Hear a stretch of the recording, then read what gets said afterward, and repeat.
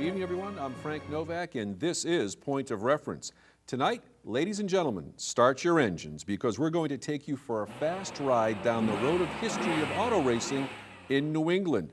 When you think of automobile racetracks, Daytona, Indianapolis, and Sebring may come to mind, but what about Groveland, Manchester, Salem, and Seekonk?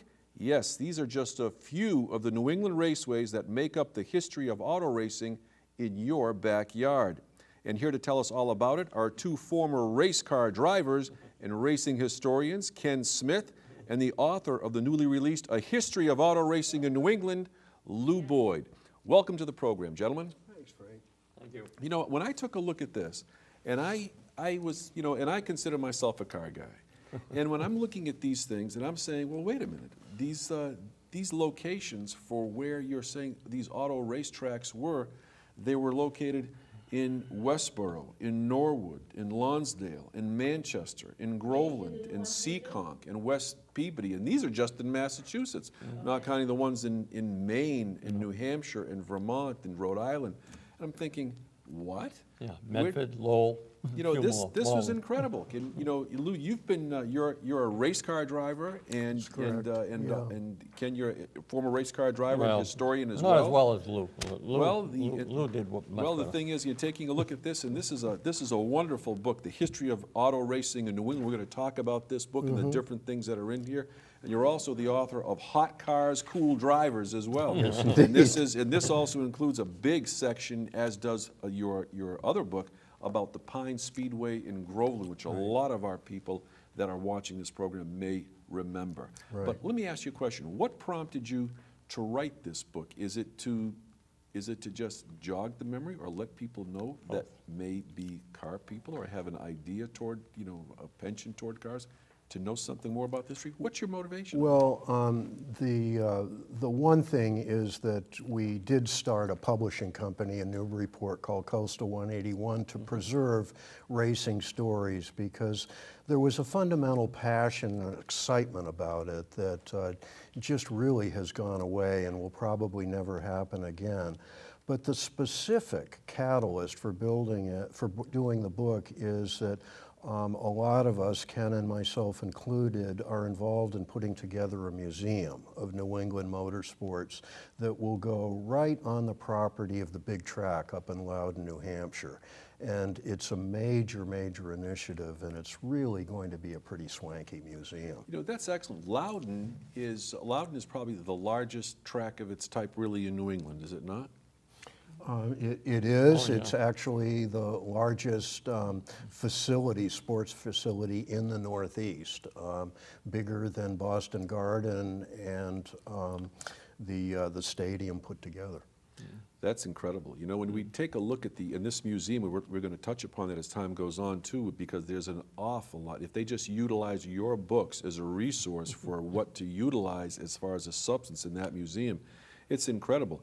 Tell us something about the start of auto racing in New England, because a lot of people will think, and maybe because of the hype or the drama and sometimes the public relations that are associated with that relative to automobiles and automobile racing, they think it's basically a California-based thing, or it happens to be in Texas or in Florida, being in the Daytona area. But the fact is, a lot of car history, both older cars, antique cars, and now I find racing really and truly is from New England, is from the upper Northeast. Absolutely. It is in New England, yes. Tell us something about some of the first races in New England and where they took place. Well, I know they had one in Lowell along the river about 1910, 1908, copying the Vanderbilt Cup. You might remember that, out of Long Island. That was probably the first organized race. And that was to show the Europeans that Americans could build cars just as good as they could. And they did. Yeah. And put in perspective, it really grew. It's stunning to think, Ken, that one time or another there were 53 tracks in Massachusetts offering racing for full-size cars. Now there's only one, but there were at one time or another 53. And it was all kinds of stuff. Ken points to the race in Lowell. There was another one way up in Cornish, Vermont, And there was really a tragic irony to it in that there was a fatality.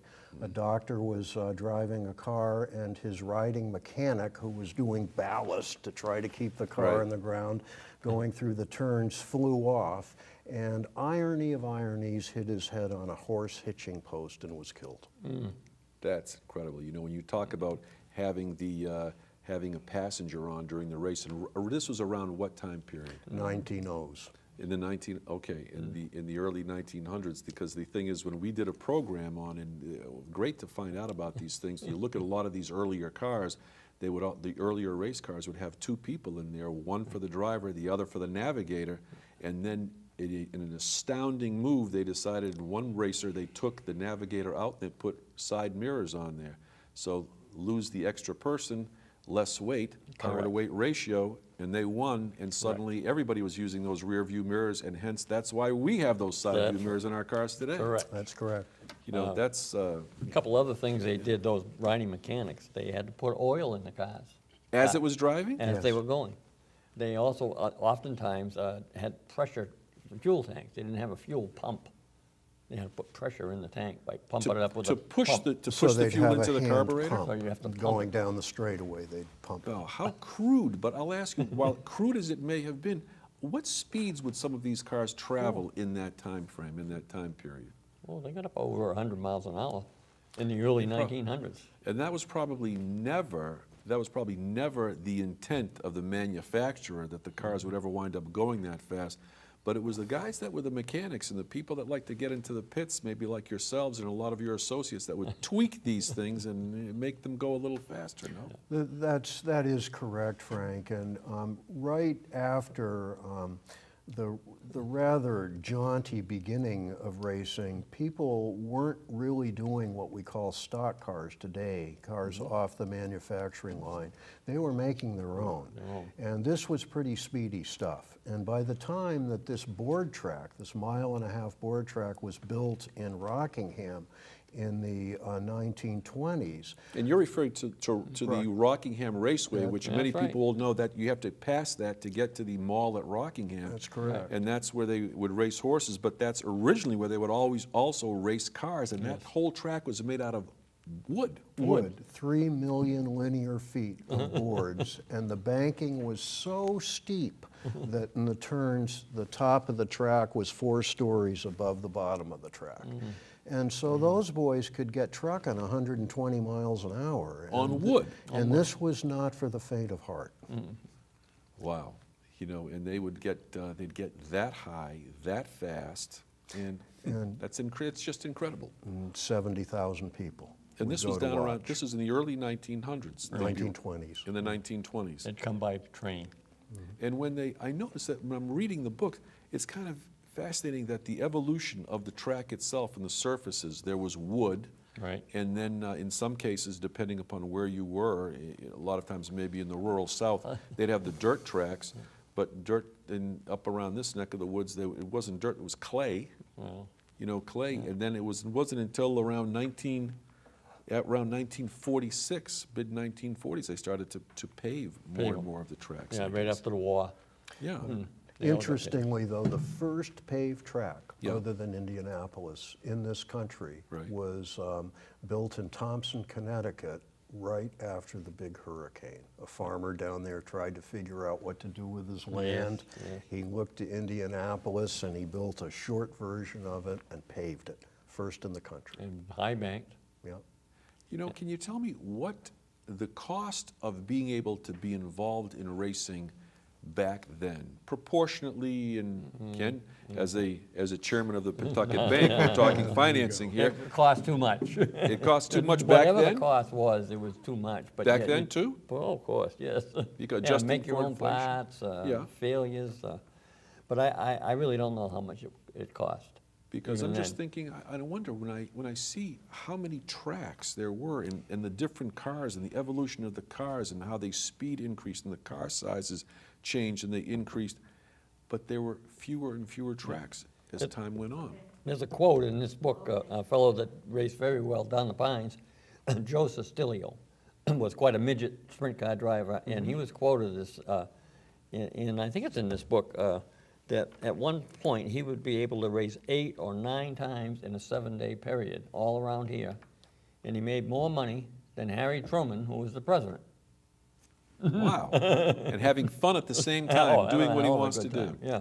And that was in his obituary. I have his obituary, and it says, he once made more money than Harry Truman. What was his name again? Joe Sestilio.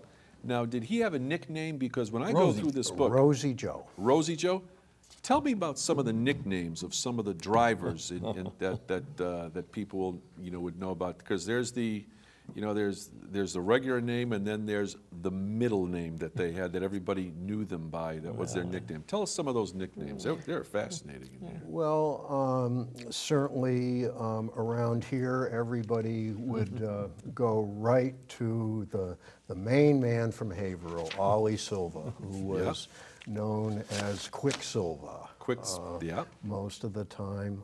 Dynamite later. Yeah, and there were so many and some of them, of course, were indicative of the driving style. There could be somebody like Steady Eddie Flemke, Leo Steady the Eddie. Lion Cleary, and that sort of thing. And also at some of the funky, less sophisticated, shall we say, tracks, like one down in Lakeville, Massachusetts, they got a little colorful. My personal favorite was a young guy who raced in the 70s there in the very low division with a 55 Cadillac. And his nickname was Sewerside Harriman.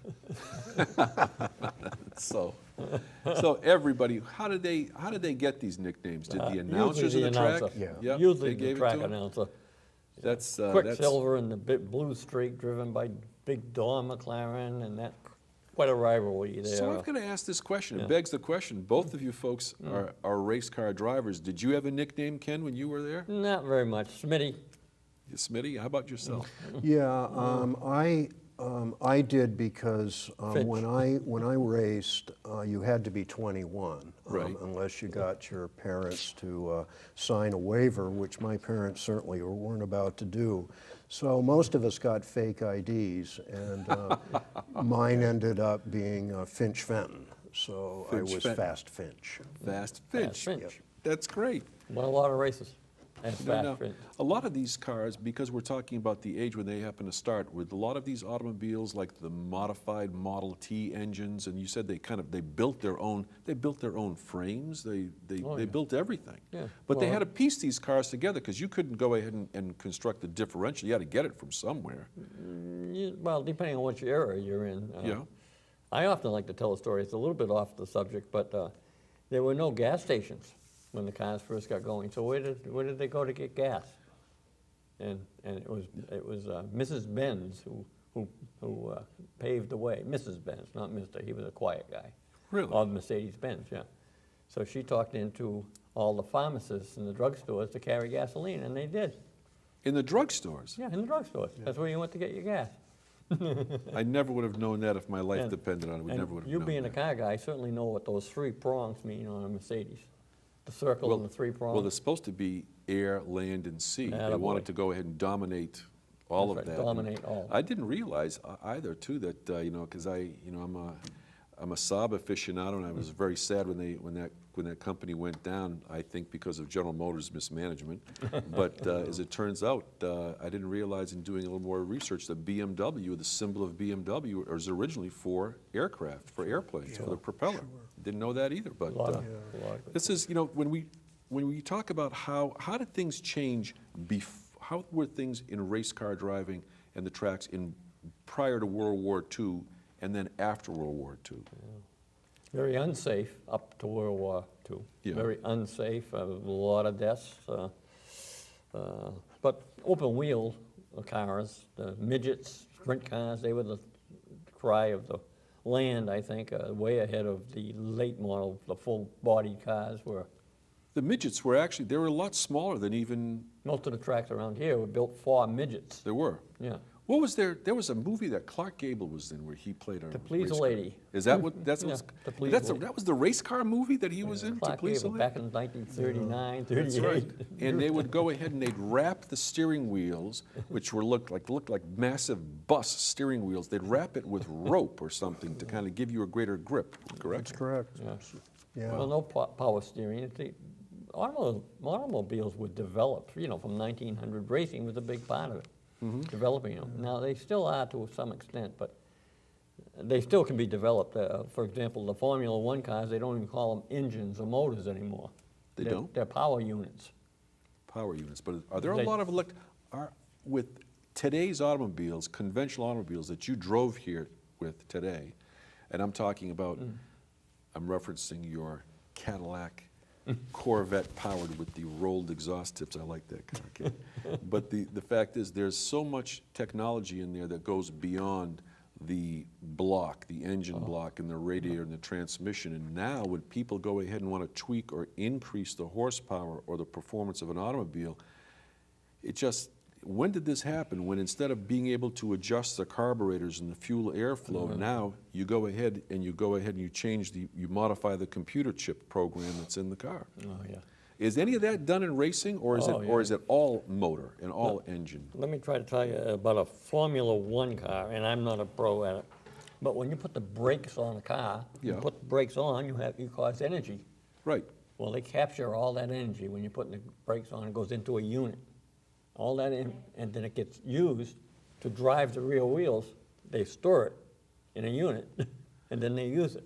I've seen that on experimental McLaren cars All- and Audis and Porsches. All your exhausts, that's all captured and put into another unit. It's all recycled energy. It's all regenerative energy, it's called. But does that take any of the romance and passion Yes. out of raw racing? Yes, it does. Yeah, I don't like to see it, but I mean, it's way above. In a couple of minutes, we're going to take a look at some of the pictures that you were kind enough to go ahead and send over, that Sarah was great to go ahead and digitize for us and put on there, because a lot of those pictures are like the ones in this book. And this is a wonderful book. It's a hardcover book, and it talks about the different generations and different seasons going back from the early 1900s and going on up into the 60s. And we're looking at Star Speedway here and the Pine Speedway, and we've even got accidents. And you were kind enough and humble enough to show me, Lou, your car, because the name of how people can get a hold of this book is Coastal 181. Yes. Is that .com? Yes, COASTAL and then the number 181, And when I- coastal181.com. And when I asked you, why is it 181, you said, well, because you can see it's 181 right side up. It was the number of your car. It's the same as right side up or upside down. And I said, that could prove to be valuable in case your car flips. And you showed me the picture of your car that you were in, but you were upside down, flying down the racetrack on your roof. That's a lot. That really speaks to a lot. But let's take a look. Unfortunately, that was the night before my last exam at college, and it was a little trouble getting through the next day. Well, did you make the grade? I did. Okay, that's good. That's good. Let's take a look, if we can now, at some of the cars that you were kind enough to go ahead and send us. Sarah, if we could go ahead and put one of them up on the screen right now. That's 191. Okay, is that a modified or a super modified? That What is actually classed? is sort of a transitional car. It is halfway between what was called a cut down. And a cut down was the outgrowth, Frank, of what hot rodders were doing in California with deuce coupes and Okay. things like that. The same technology was used at Bonneville, on the salt flats for land speed runs, for hot rods, for drag racing, and for these early cut-down cars that were lowered way down, lightened up, and big motors. Now this one, which was built over in Rowley, I believe, Ken. Well, by Lynn the- at that Or point, Lynn, yeah. yeah. It looks like it's about 3 feet longer than a regular hot rod. Well, in it would front. look that way, Yeah. but the wheelbase is actually 108 inches, about the same as a normal car.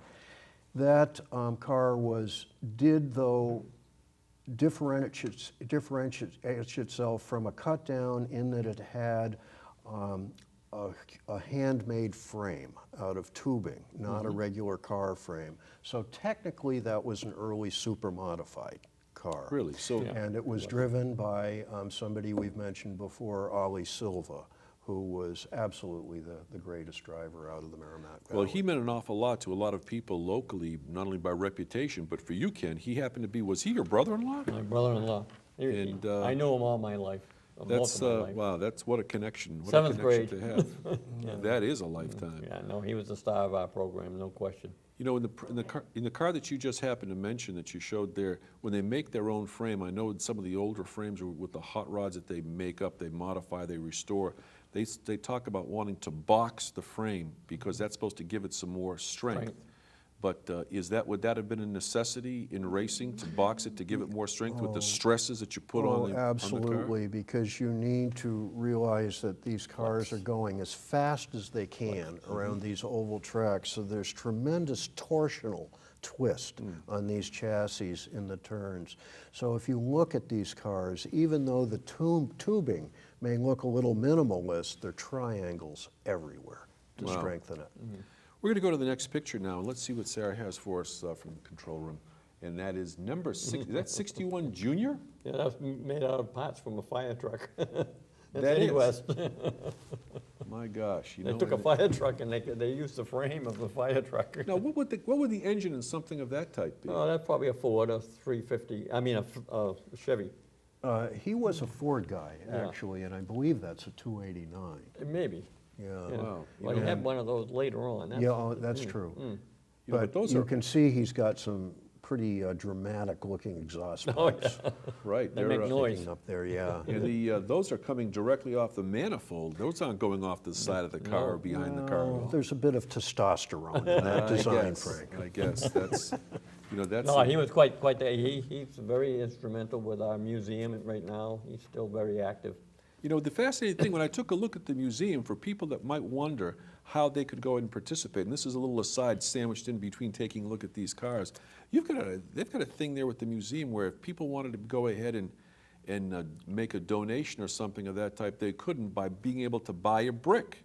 Absolutely. They could buy a brick by honoring a race car driver or that they'd like to go ahead and honor, or they could put their own name on that just to show that they'd be part of the permanent structure of this museum, which would be drawing probably, I think, over time, millions of people to come. We hope so. Oh, no to come here. question. You know, We hope that's, so. so that's, plant a seed for We have a something of that type website that you too. can go to and What's the website for that, Ken? We can tell well, people about that. It's the Northeast Motorsports Museum. So if people wanted to Google information, Northeast Motorsports Museum, if they wanted to just Google that, they can find all the information they need to know That's to try to correct. move forward on yeah. it. yeah. You That's might even really see good. a picture or two of us, who knows. That's we great. hope to break ground, by the way, in September. We have raised enough money to break ground. We That's need a little great. bit more, and we'll get it, but it's been coming in very rapidly, and we're ready. In September, we're shooting to break ground. That's terrific. You know, as we take a look at the next picture that we have up on the control room, and that's it's coming up, it'll be coming up next, but as that's coming up, I wanted to ask you a question, and this was, when we talk about the different things, and I did in the opening about Daytona Beach, where people, before they had the speedway down there, they actually raced on the beach. Right. And here, to my amazement, when I'm looking through the book, long before the Daytona Beach was having races with automobiles, Old Orchard Beach in Maine Yes. were racing cars on Yes. their shores as well. Yes. How many people would ever know that? Nobody Well- knows that. You know, if anybody wants to go, ladies, I'm telling you, if you think that your husbands are race car guys, you should get this book, and then you can say to them, I bet you don't know this.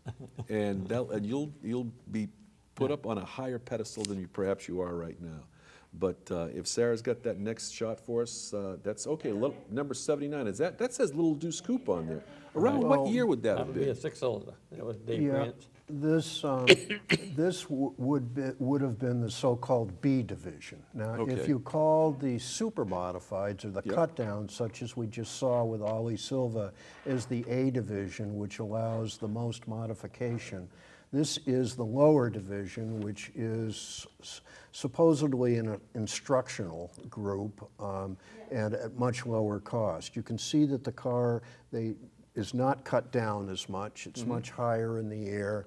The technology in the engine compartment is much less expensive, much more modest, but you'll also see that the so-called Nerf bar, the protective bar under the 79, the number there, shows the result of a little bit of impact. Yes, it does. And it was an instructional division, and that was the division that normally supplied the rollovers and crashes and the things that the kids like so much at the races. When did they start to weld the doors shut? Because I understand they would weld them shut so that in case of an impact, the door just wouldn't fly open and cause any sort of additional mishap. Oh, But it added rigidity to the car, if I'm not mistaken, too. You used to use a belt. Yeah, it originally started just with regular waist belts. They just belt the doors. And then they decided at Daytona, on the beach down there, where even on that beach, they were going well over 100 miles an hour in those old coupes. And the belts did little to keep the doors open, so they began welding them shut. That car that we just saw, you said that was a 6-cylinder in a B class. How high? And that was maybe in what era? 1950s? Mid-60s? Mid-60s. Mid-60s. How fast would those cars go with a 6-cylinder? Because in the 60s, 70, 80, 70. okay, because They- I'm just thinking, you don't On a think of a track. race car as having a 6-cylinder in an American car, you know? Pines was a quarter-mile track, and most of the midget tracks, and as Ken pointed out, most of them started as midget tracks, were quarter-mile, the same size as the oval around a football field. And if you go around there in 15 seconds, by definition, you're going to average 60 miles an hour. Right. Okay. But it probably means that you're going to be going 80 miles an hour at the end of the straightaway before you go into the turn, and slower through the turn. So if you have 24 guys in old coupes like that going 80 miles an hour at the end of the straightaway, there's going to be some reason for concern.